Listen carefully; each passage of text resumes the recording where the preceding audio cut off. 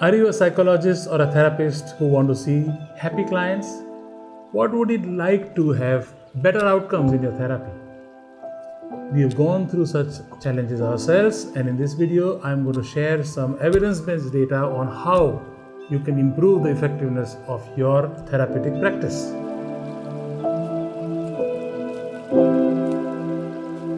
To increase the effectiveness of our practices, we decided to measure. First, we started measuring anxiety, depression, sleep quality, and well-being. That was not enough. When we realized that the trauma has long-term impact on mental health, instead of measuring the mental health parameters, we started measuring the trauma. Now, if you've seen my video on post-traumatic stress disorder, this provides details. Let me recap. The trauma leaves lasting impact on a small number of individuals. So please don't be afraid. It doesn't impact everybody long term. But a small percentage of people, depending on the type of trauma, have long-term mental health problems as outcomes of trauma. And when this trauma is not assessed, the effectiveness is reduced. Let me repeat. The post-traumatic stress conditions, which is called post-traumatic stress disorders or PTSD, results in long-term impact on mental health parameters, whether it is panic attacks, anxiety, personality disorders, or depression, or sleep issues, or obesity. All of these are outcomes. So measuring outcomes is not enough. Measuring the trauma, its footprint, is the first step. What is PTSD? The screen shows you the 6 core components of PTSD. The first is re-experience. So individuals who have lasting impact of traumatic event tend to re-experience as if it's happening again. Whether it's an earthquake survivor who is seated and suddenly feels the earth is shaking and feels that earthquake is happening. The second component is sense of threat. And finally, the individual is always trying to avoid such situation. These 3 common components are present in a PTSD individual. Because of this, the outcome also changes the individual. First, it results in negative affect or negative mood. The relationship with self changes, especially self-esteem questions, the way I think about myself changes, and because of these 2 conditions, the way I connect with people, so my relationships are impacted. Some or many of these components, when present, results in PTSD. Assessing PTSD and addressing that is absolutely necessary component of any therapeutic intervention. The type and the extent of trauma has a profound outcome. So variations in the depth and the breadth of the event that has caused the impairment is key. Let me explain. Like I explained the example of earthquake, usually people, unless you are in Japan in a very delicate phase of your life, most people experience 1 or at most 2 earthquakes, traumatic experiences. And most of these individuals recover. High intensity event, but less frequent in your life. So few events, hopefully 1 or 2. This results in PTSD, but in a much smaller number of people. And once identified, it can be addressed. To give you an example, I worked with an individual who saw an accidental death of a parent and had to manage the transportation of the body and work through the details. This individual had to be assessed for PTSD. Once we identified the root cause and when it was addressed, all the outcomes changed. Without identifying and addressing this, it was probably less likely that I would have achieved effective outcome. So this is an example of a high intensity event, less frequent in my life. Another factor plays out. As an adult, we are more effective in managing such situation compared to a child, where for a child the brain is developing. Alright? So let's take example of different set of experiences. Here there are differences. Intensity is high, but frequency also is high, which means the event is happening again and again in the high intensity context.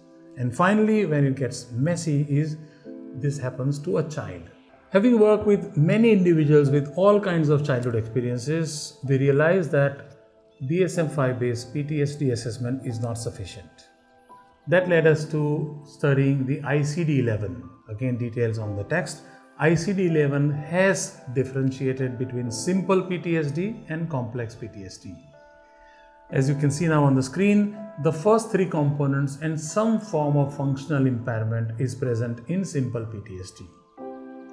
When you look at complex PTSD, ICD-11 type measurement, you realize that not just the first three, but the next three components are present.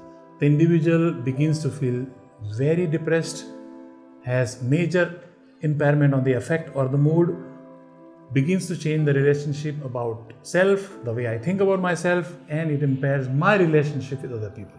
So the complex PTSD is not just the 6 components that you see on the screen, but also a major functional impairment. So now you see 3 buckets: the re-experience, the sense of threat and avoidance, the whole relationship with myself, with others, and the mood, and finally the functional impairment. All 3 are present in complex PTSD. And identifying complex PTSD is absolutely necessary before you begin to take steps to address it. Now I know you are wondering, these are good problem definitions. Where is the solution? Well, problem is not yet defined. What we've captured so far is the ability to differentiate between simple PTSD and complex PTSD. Now I will explain to you what kind of traumatic experiences are more likely to result in either simple or complex PTSD.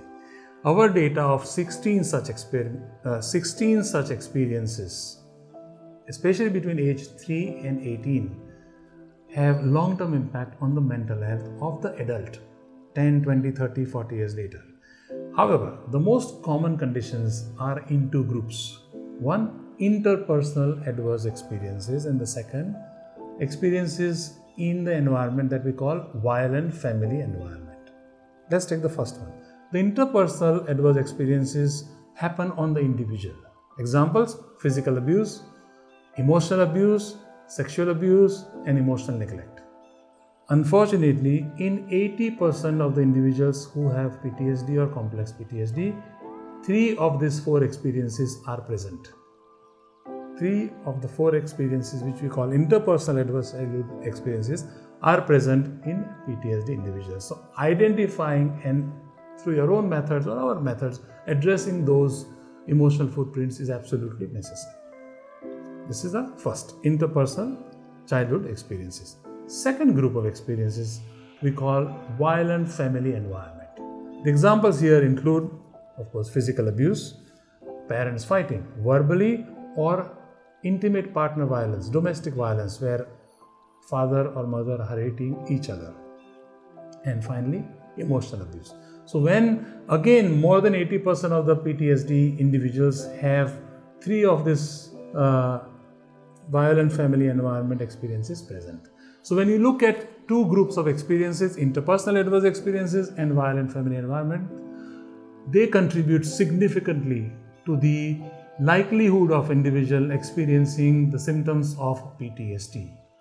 Based on hundreds of individuals' assessment, addressal of the problem, including measurements, let me repeat, there are several components that you must consider if you want to address or improve mental health.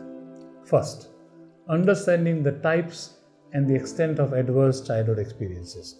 People who come at 50, 55 say, "Sir, it happened a few decades ago, it doesn't matter." Unfortunately, it does matter. Identification of those experiences, the frequency, etc. is absolutely important. That's the first point. Second, the impact of such adverse experiences in the form of PTSD or complex PTSD is absolutely critical. Several components exist, several assessment tools exist. We have used 2 of these assessments. Third, the extent of functional impairment, inability to get up and go to work, inability to wake up, busy with social media, cannot focus, dependencies on substance, suicidal tendencies are all outcomes. They result in further complex outcomes we call functional impairment.